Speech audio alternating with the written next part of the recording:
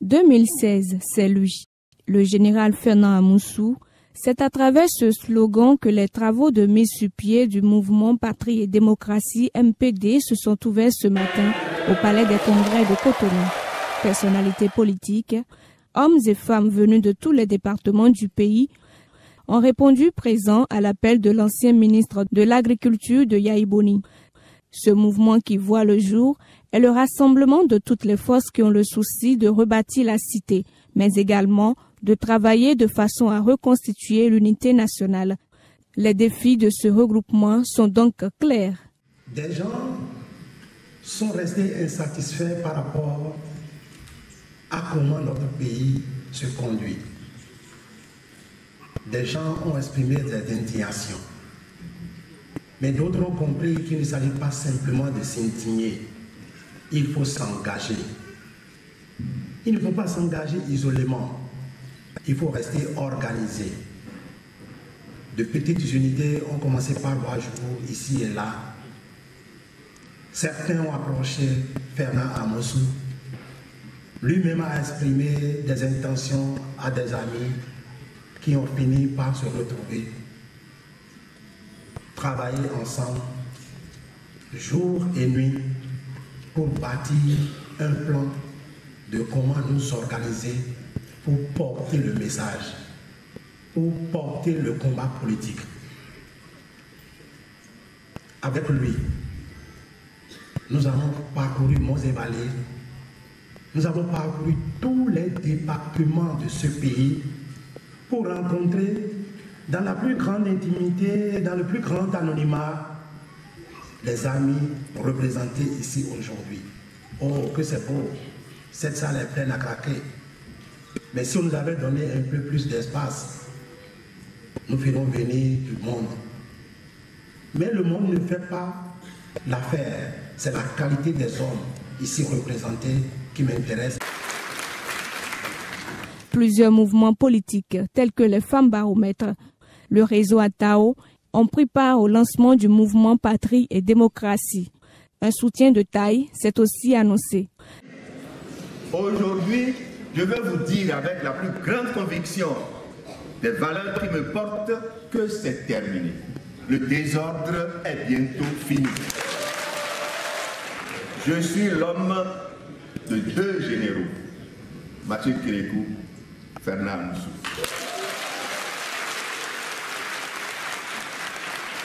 Et je veux terminer en disant à mon frère, le général Fernand Amoussou,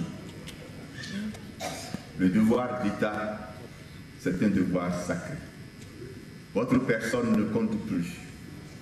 À la limite, votre famille ne compte plus. Votre famille désormais, et je le sais, que vous le savez, le peuple, l'ordre à remettre, le pays à redresser. Le général Fernand Amoussou, ancien chef d'État des forces armées béninoises, a un parcours élogieux. Tous ses caractères font de lui l'homme de la situation.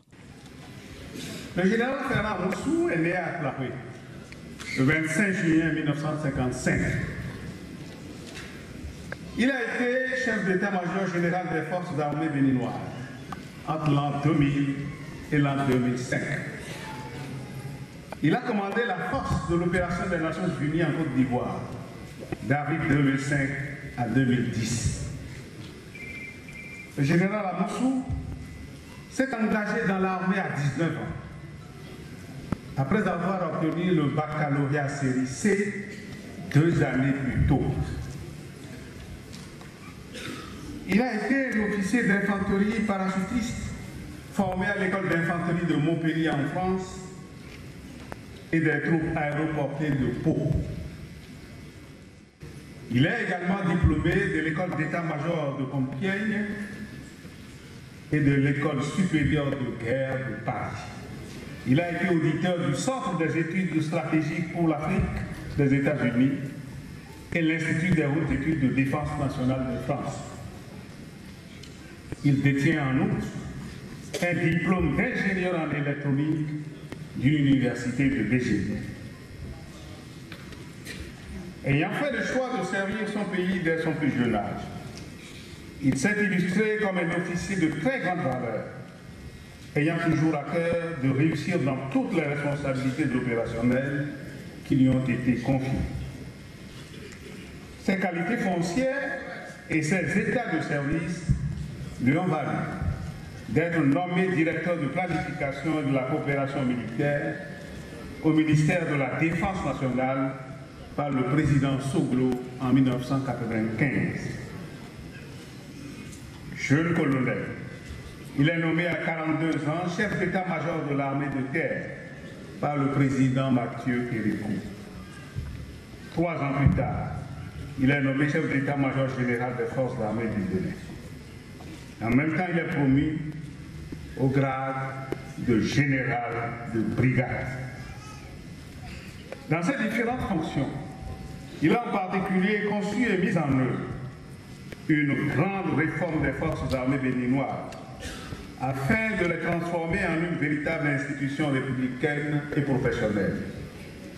Il a en outre fortement œuvré à l'amélioration de la gouvernance de l'institution militaire et à une plus grande implication des forces armées dans les actions d'intérêt public et de développement.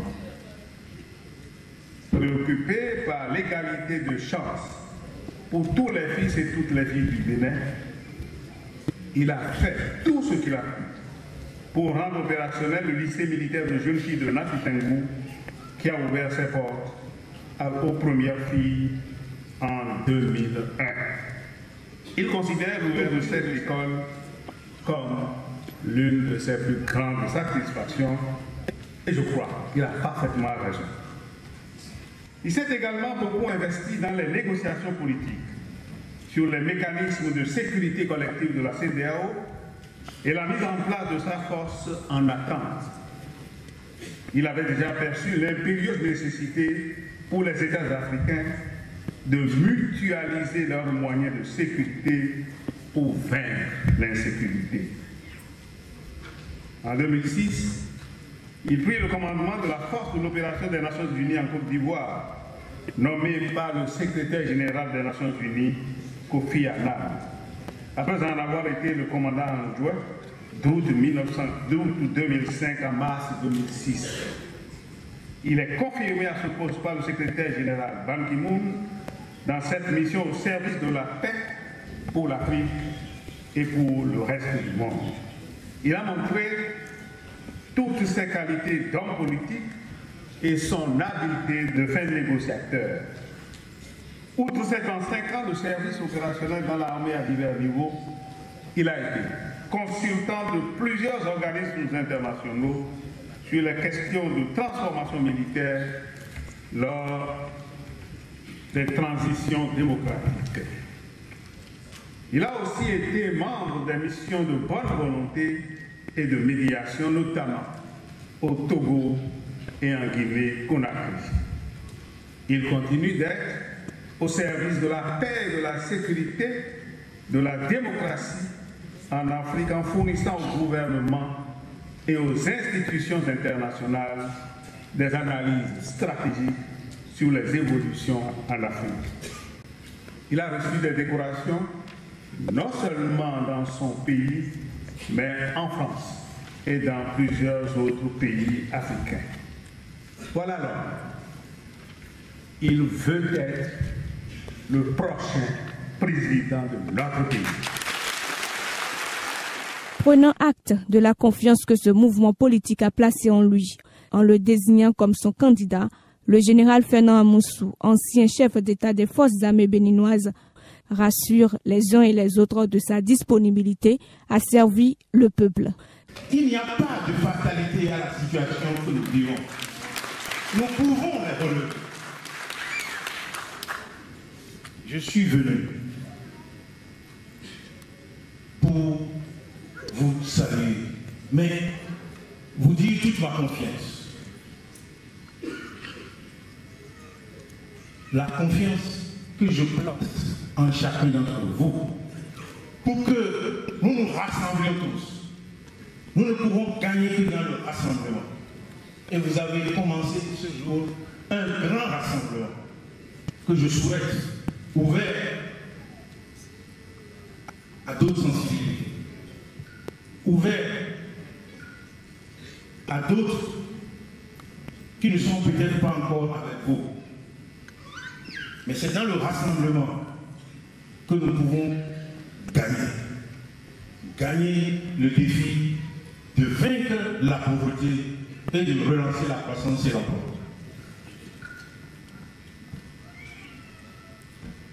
J'ai le bonheur de voir rassembler aujourd'hui beaucoup de jeunes que je n'ai pas eu l'occasion de voir lors de mes déplacements sur le terrain. Je voudrais vous remercier tous de vous être si massivement déplacés.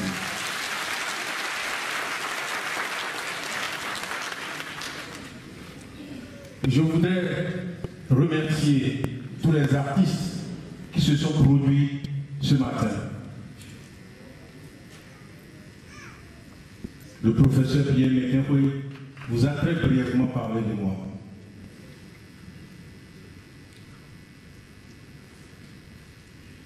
Le fondement de ma vie, c'est servir.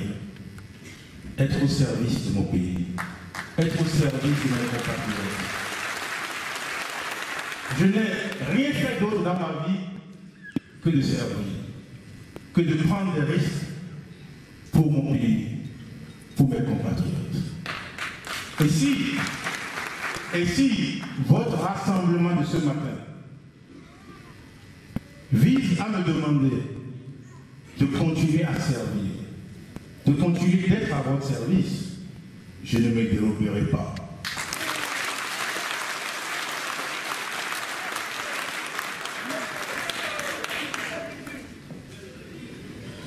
Je veux simplement continuer de vous servir. Servir. Je veux que vous repartez d'ici en gardant ce mot, être au service de notre pays. Servir. Et si c'est servir, je répondrai présent.